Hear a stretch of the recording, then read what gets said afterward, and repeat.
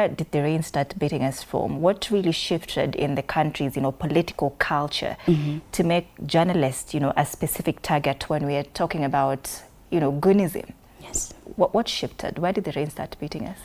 The rain started beating us, not just now. We know there's a culture of political violence in elections, and that is well documented.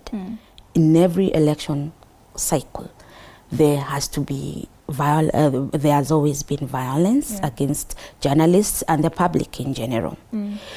So generally, when people who met out violence against journalists are not held to account, then it encourages that culture of impunity.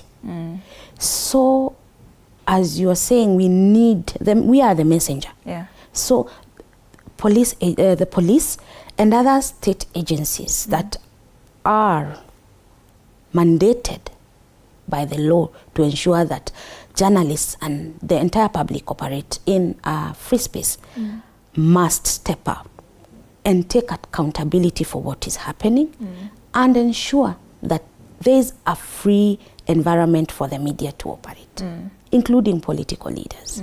Yes.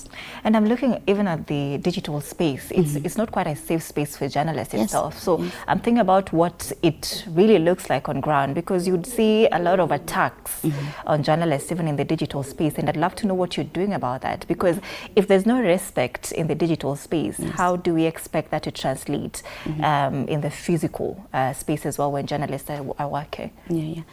Actually, you're right, and whatever is happening in the physical space is now moving on to online platforms. Is it starting from the online platforms to the ground, or from the ground to the online platforms? Actually, it starts from the ground. It's just a manifestation on social media and other online spaces. So it's actually technology facilitated violence against journalists and the public as well. So basically what you're seeing is a lot of surveillance and a lot of intimidation, abuses and harassment online. So what that means is that the media has to censor that you cannot sometimes say what you need to say on social media and another online platform. That means that we are actually forcing journalists or even the public not to speak freely as they can. It's a constitutional right. Freedom of speech is a constitutional right that also applies to journalists.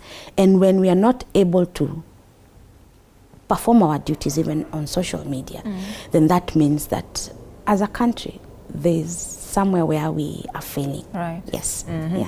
You have presented a petition as a council, to the ODPP and the Inspector General of Police. Tell us about what that petition is about and the progress of that petition. So basically the petition is about the press violation cases that we have documented since January this year. So as you know, we don't have an enforcement mandate, as so to speak. What we do is document and then forward the cases to agencies that are mandated to prosecute, arrest and prosecute offenders. So basically, our petition was to ask those agencies to provide a progress report on the cases that we have submitted and also to take action against the perpetrators. Yes. So how do you intend to ensure, as a council, that this doesn't just end as another statement? Because it's not an isolated case that we're speaking about this in